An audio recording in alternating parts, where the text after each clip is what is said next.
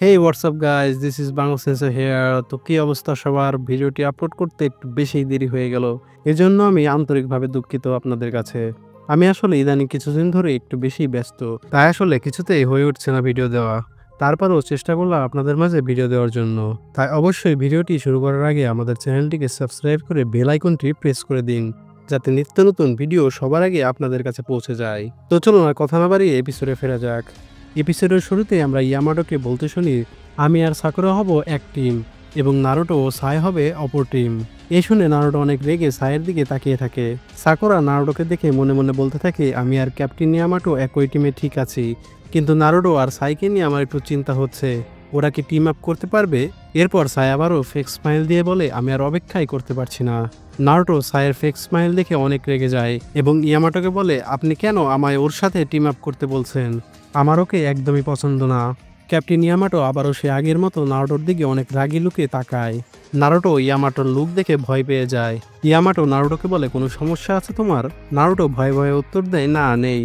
এরপর sakura lady সোনাদের কথা মনে পড়ে যায়, যে লেডি সোনাদে নারুটোকে দিয়ে কম কাজ করতে বলেছিলেন, কারণ নারুটোকে আকাৎসুকিরা ক্যাপচার করতে চায়। নারুটোকে দিয়ে কম কাজ করানোর জন্য সাকুরা ক্যাপ্টেন ইয়ামাটোকে বলে, আমার মনে হয় আমি আর নারুটো দুজনে এক টিমে ভালো টিম আপ করতে পারবো। আমরা অনেক দিন ধরে টিম আপ করে আসছি, আর এখানে আমরা একে অপরের মুভগুলো বুঝে গিয়েছি, তাই আমাকে আর নারুটোকে এক টিমে দিন। এ শুনে ক্যাপ্টেন ইয়ামাটো বলে, শোনো সাকুরা, আমাদের টিমে একজনই মেডিকেল নিনজা আছে, সে হচ্ছে তুমি। তোমাকে আমরা কোনোভাবেই হারাতে পারবো না, তাই তুমি আমার টিমে থাকবে, বুঝতে পেরেছো? তোমার কিছু হলে অনেক বড় সমস্যা হয়ে যাবে। সাকুরা অনেকটা অখুশি হয়ে বলে, হ্যাঁ ঠিক আছে।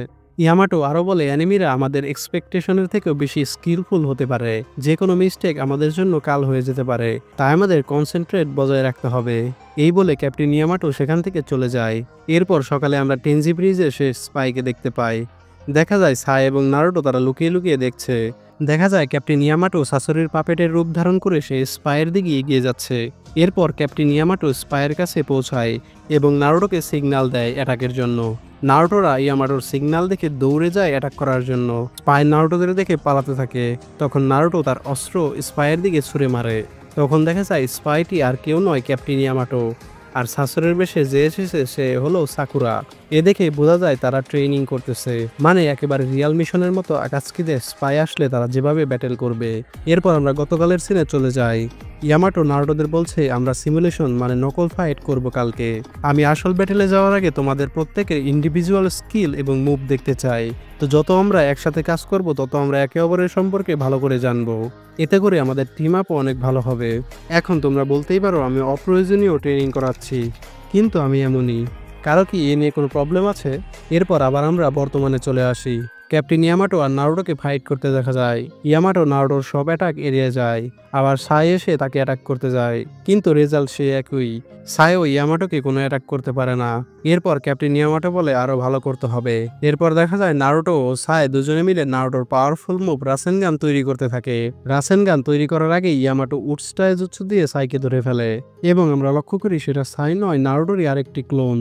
এরপর নারুটো উপর থেকে এসে ইয়ামাটোর উপর লাফ দেয় এবং ধরে ফেলে।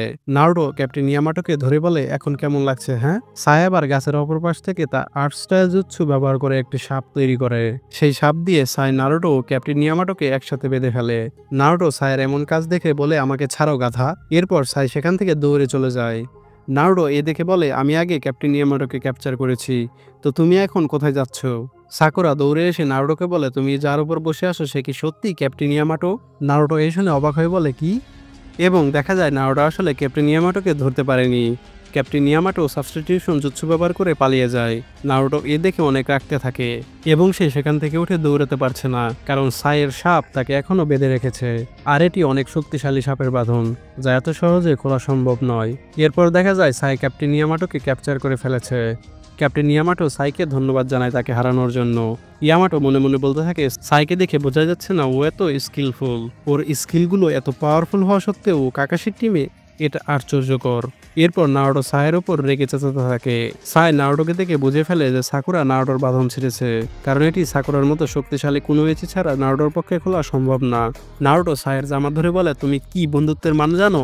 সাই তার হাতে থাকা নোট বের করে হাতে লিখে দেখায়, এভাবেই তো বন্ধুত্বের বানান লেখে তাই না? নারুটো এতে আরো রেগে যায়। সাই আরো বলে, তুমি অনেক উইক, তাই তুমি হেরে গিয়েছো। এজন্যই তুমি আমাকে দোষারোপ করো না। তুমি যদি প্রথমে ক্যাপ্টেন ইয়ামাটোকে অ্যাটাক না করে কোথাও লুকিয়ে থাকতে, তবে আমি আরো কম সময়ে তাকে ক্যাপচার করতে পারতাম। তুমি আমাকে নকল করে তোমার পাওয়ারফুল জুৎসু ব্যবহার করতে গিয়েছিলে, কিন্তু ক্যাপ্টেন ইয়ামাটো সেটা ধরে ফেলে এবং সাবস্টিটিউট জুৎসু ব্যবহার করে সেখান থেকে চলে আসে। তোমার মিস্টেকের জন্যই তুমি হেরে গিয়েছো। এরপর নারুটো সাইকে বলে, তুমি যদি জানতে যে ক্যাপ্টেন ইয়ামাটো সাবস্টিটিউট জুৎসু ব্যবহার করে সেখান থেকে চলে গিয়েছে, তাহলে তুমি আমাকে বাদলে কেন? সাই বলে, নিজের পার্টনারের ভুল ধরিয়ে দিতে। কারণ তুমি ক্যাপ্টেন ইয়ামাটোকে ক্যাপচার করার সময় আমাকে বাধা দিতে, বিভিন্নভাবে সমস্যা করতে, আমাকে ভালোমতো জুৎসু ব্যবহার করতে দিতে না। ক্যাপ্টেন ইয়ামাটো সাইয়ের কথার সম্মতি জানায়। এরপর নারুটো রেগে সেখান থেকে চলে যেতে থাকে এবং বলতে থাকে, আমি তোমাকে কখনোই বন্ধু ও টিম কাকাশির মেম্বার হিসেবে মানব না। ইয়ামাটো এ দেখে মনে মনে বলতে থাকে, এভাবে মনে হয় না আমাদের টিম আপ হবে। এরপর সাই বলে, এখানে সাসকে থাকলে সে কি করতো? তোমার এসব বোকামি দেখেও সে লড়াই চালিয়ে যেত।